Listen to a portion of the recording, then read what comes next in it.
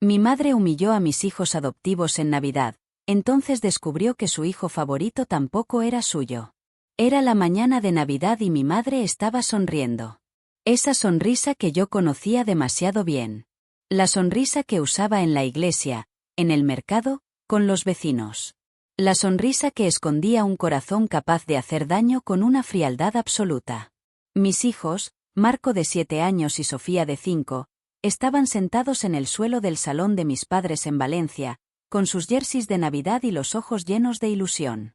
Habían pasado 3 días haciendo una tarjeta para su abuela. Habían pegado purpurina, dibujado estrellas, escrito con letras torcidas y llenas de amor: «Te queremos, abuela Carmen». Entonces mi madre se levantó, miró directamente a mis 2 hijos y dijo en voz alta, delante de todos: «Marco, Sofía, vosotros no tenéis regalo. Vosotros no sois familia de verdad. Sois adoptados». El salón entero se quedó paralizado. Marco no lloró. Solo se quedó inmóvil, como si su cuerpo hubiera decidido no reaccionar para protegerse. Sofía levantó la vista hacia su abuela y susurró: «Pero abuela, te hicimos una tarjeta». Mi madre ni la miró. Siguió sonriendo hacia los demás nietos, los de sangre, los que sí contaban para ella. Yo seguí sirviendo el café. Con manos firmes. Con la mandíbula apretada. Con el corazón roto en 1000 pedazos dentro del pecho. Fue entonces cuando mi hermano Alejandro se puso de pie, metió la mano en el bolsillo interior de su chaqueta, sacó un sobre grueso y dijo con una voz baja y cortante: «Antes de seguir hablando de sangre y de familia de verdad, mamá, creo que deberías ver esto primero. Mi nombre es Elena Navarro. Tengo 35 años y trabajo como enfermera pediátrica en el Hospital La Fe de Valencia desde hace 9 años. He visto en salas de hospital lo que le pasa a un niño cuando se da cuenta de que no importa para alguien que debería quererlo. He visto esa mirada. Esa expresión específica donde la esperanza se apaga despacio. Nunca pensé que vería esa misma mirada en los ojos de mis propios hijos. Mi marido Rodrigo y yo llevábamos 7 años intentando construir una familia. 2 años de tratamientos, especialistas, lágrimas y facturas enormes. Cuando quedó claro que el camino biológico no era el nuestro, tomamos una decisión que cambió nuestra vida para siempre. Elegimos la adopción. En 2018 llegó Marco, con 3 meses de vida. Lo sostuve en brazos por primera vez y sentí algo que no había sentido nunca. No alivio. No gratitud. Solo amor. Puro, sin condiciones, sin preguntas. 2 años después llegó Sofía. Marco tenía 2 años y medio y cuando vio a su hermana pequeña por primera vez, le tocó la manita y susurró: «Hermanita». Esa era mi familia. Y durante un tiempo creí que con amarlos con fuerza suficiente, nada más importaría. Estaba equivocada. Porque mi madre, Carmen Navarro, tenía ideas muy claras sobre lo que significaba la familia. Y esas ideas no incluían a niños que no llevaran su sangre. Los primeros años me dije que necesitaba tiempo. Que cambiaría. Pero el patrón nunca cambió. Regalos genéricos para Marco y Sofía mientras los otros nietos recibían presentes personalizados y envueltos con cariño. Fotos familiares donde mis hijos siempre quedaban en los bordes. Comentarios delante de visitas: «Estos son mis nietos», señalando a los hijos de mis hermanos, y luego una pausa incómoda antes de añadir: «Y los de Elena también». Como si fueran otra categoría.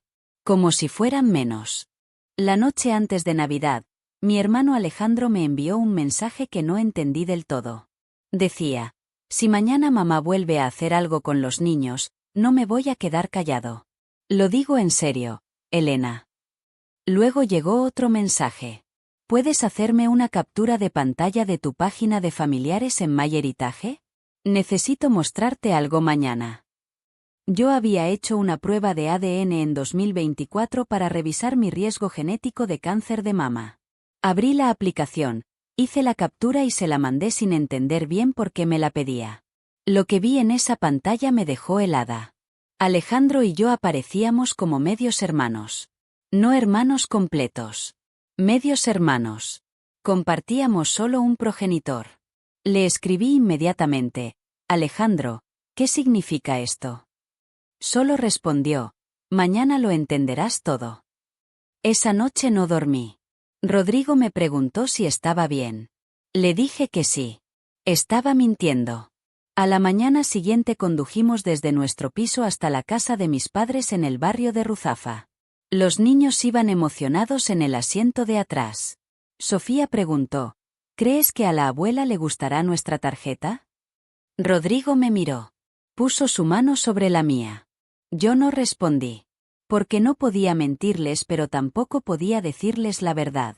Cuando llegamos, el salón ya estaba lleno.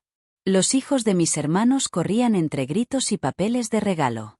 Mi padre Antonio abrió la puerta y se agachó para abrazar a Marco y Sofía con una ternura que siempre me partía el corazón porque hacía aún más visible lo que mi madre nunca les daba. Debajo del árbol había 7 regalos perfectamente envueltos con el nombre de cada nieto escrito en la letra cuidada de mi madre. Conté los nombres 2 veces. 7. No 9. Mi estómago se cerró como un puño. Entonces ocurrió. Mi madre los miró directamente y pronunció esas palabras devastadoras. Y el salón entero se paralizó. Y yo serví el café sin temblar. Y Alejandro se levantó con ese sobre en la mano. Y cuando lo abrió, todo lo que mi madre había construido durante 40 años comenzó a derrumbarse en cuestión de segundos. Alejandro extendió los documentos sobre la mesa del salón con una calma que resultaba casi aterradora. Había resultados oficiales de un laboratorio genético de Madrid, fotocopias de cartas antiguas con los bordes amarillentos, y una fotografía. Una imagen en blanco y negro de mi madre mucho más joven, sonriendo junto a un hombre que no era mi padre.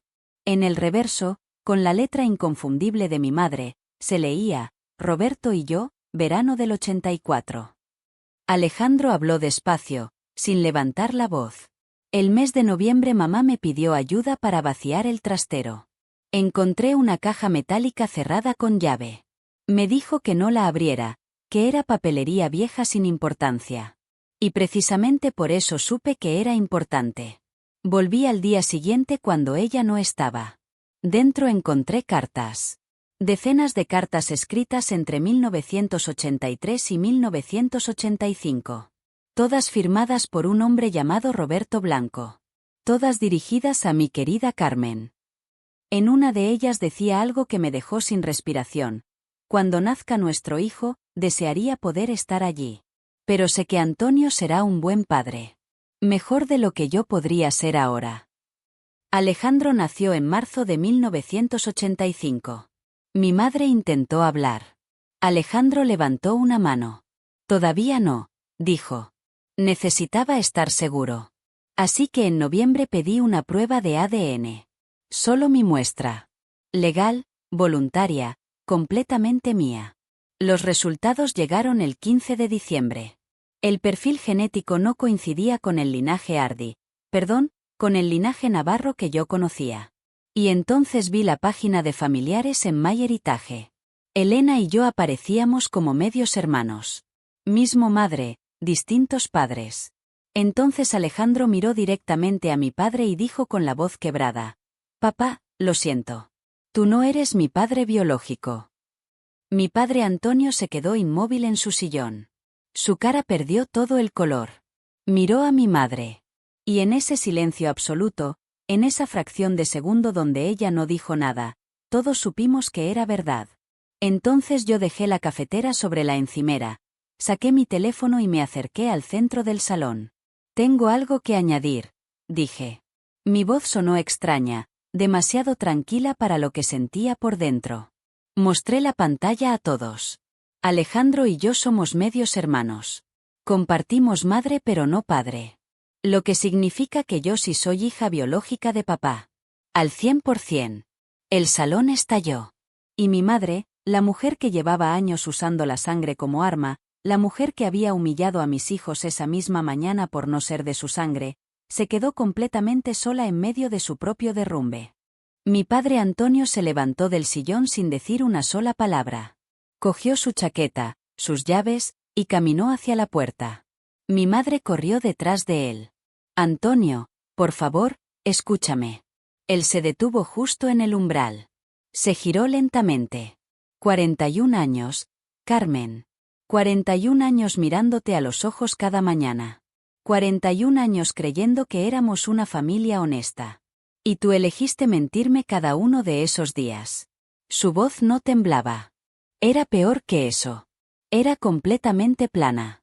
Vacía. Como si algo dentro de él ya hubiera muerto. Luego cruzó el salón, abrazó a Alejandro con fuerza, le dijo al oído. Eres mi hijo, siempre lo has sido, un papel no cambia lo que construimos juntos. Después vino hacia mí, tomó mis manos entre las suyas y me dijo. Debí proteger a Marco y a Sofía hace años. Lo vi y miré hacia otro lado. Eso no tiene perdón. Pero voy a pasarme el resto de mi vida enmendándolo. Y salió por la puerta. Yo me giré hacia mi madre. Ella estaba llorando. Pero yo ya no sentía lástima. Solo sentía claridad. Una claridad fría y absoluta. Le dije con voz firme, no volverás a ver a Marco y a Sofía hasta que puedas mirarlos como tus nietos de verdad.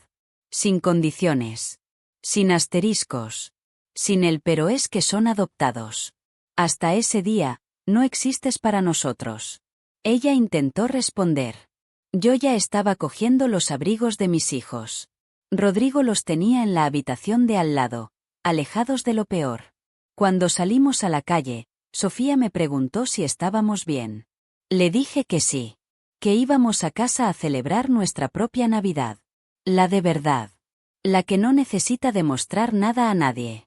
Esa tarde encendimos nuestro árbol, preparamos chocolate caliente, y los 4 nos sentamos juntos en el sofá. Les expliqué a los niños con palabras sencillas que la abuela Carmen había dicho cosas muy dolorosas y que íbamos a tomar distancia. Marco me miró y dijo algo que me rompió el corazón y lo curó al mismo tiempo. Mamá, en esa casa siempre sentía que tenía que ocupar muy poco espacio para que no se notara que estaba. 7 años. Mi hijo de 7 años había llevado ese peso en silencio todo ese tiempo. 3 días después mi padre apareció en nuestra puerta con algo envuelto en papel de seda. Era la tarjeta de Navidad que Marco y Sofía habían hecho para su abuela. La que ella nunca abrió. Mi padre la había rescatado antes de irse. La había mandado enmarcar. Se arrodilló frente a los niños y les dijo, esto está colgado en el centro de mi salón nuevo. Porque quiero que cada persona que entre en mi casa sepa lo que significa la familia de verdad. Sofía le preguntó, ¿te hacemos una nueva tarjeta, abuelo? Y mi padre, ese hombre que acababa de ver derrumbarse 40 años de su vida, sonrió con los ojos llenos de lágrimas y dijo, sería el mejor regalo que he recibido nunca. Mi madre llamó 17 veces esa semana. No contesté. Mandó cartas. Leí una sola. Decía que ella no sabía querer de otra manera, que así la habían criado a ella, que la sangre era lo único real que había conocido. La guardé en un cajón. Quizás algún día responda. Quizás no. Alejandro conoció a Roberto Blanco en enero. Me contó que fue una conversación larga, extraña y necesaria. Roberto había respetado la decisión de mi madre durante décadas pero nunca había dejado de preguntarse. Alejandro me dijo, no viene a reemplazar a papá. Papá es papá. Pero ahora tengo respuestas. Tengo mi historia completa. Y eso no tiene precio. Lo que aprendí de todo esto es simple y al mismo tiempo es lo más importante que he entendido en mi vida. La familia no es sangre. La familia es quien aparece. Quien te elige. Quien hace espacio para que existas exactamente como eres. Mi madre pasó décadas usando la biología como una corona y como un arma. Y al final resultó que la persona que más había defendido esa corona era también la que más había violado sus propias reglas. Si alguien alguna vez te ha dicho que tus hijos no cuentan, que no son familia de verdad, que la sangre es lo único que importa, quiero que sepas algo. Esa persona tiene miedo. Miedo de amar sin garantías. Miedo de elegir sin red. Y ese miedo es su problema, no el tuyo. Tu trabajo es proteger a tus hijos. Ponerlos primero. Siempre. Aunque cueste. Aunque duela. Aunque signifique alejarte de personas que deberían haberte amado mejor. Marco y Sofía son mi familia. Elegida, buscada, amada sin condiciones. Y eso, como descubrió mi madre demasiado tarde, es exactamente lo que la sangre nunca puede garantizar.